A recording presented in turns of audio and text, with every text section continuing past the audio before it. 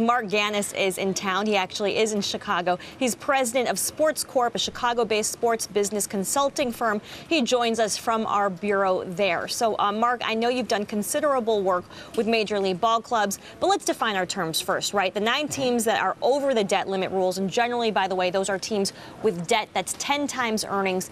Not all of these teams are created equal. You know, you do have the Dodgers and the Mets, but you have the Phillies and the Cubs on this list. Those teams are seen as consistently big revenue generators. What gives? Well, they are consistent revenue generators. There are 2 reasons why those teams show up on the list. One is because they were granted waivers by the commissioner in the Cubs case for the acquisition, in the Phillies case for deferred comp for some very big contracts.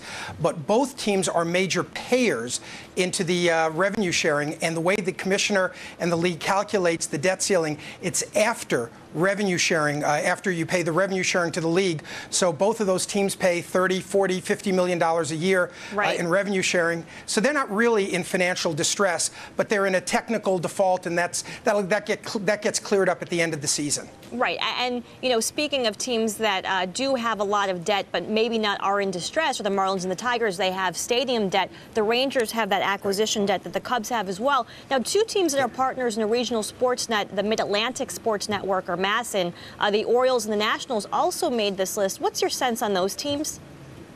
Well, the Orioles is because they've been losing a lot of money, so the debt that they're allowed to have on the team is basically the minimum amount of debt. They're a little bit above that, and they're not allowed to go higher than the minimum debt because they don't have any positive cash flow.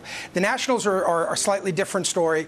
They took on a lot of debt when they bought in as an expansion team, and so that's the reason why they're in this situation. But again, these are not indications of financial distress. It's rather these debt ceilings by the commissioner's office were instituted really as a way to reduce salaries in the 2001 collective bargaining agreement. So they're not an indicator of financial distress in and of themselves. Right, and IOU certainly isn't a reason to raise the red flag here all the time. But speaking of red flags, there are a couple teams that sports bankers are worried about. The Mets and the Dodgers, most notably. Real quickly here with the Mets, you know, David Einhorn getting in with a minority stake. He gets 16% according to reports for essentially lending $200 million to the Wilpons if he doesn't take that majority stake in 3 years. Can the Wilpons hold on to this team by adding another $200 million in debt on top of that $400 million plus that they already have?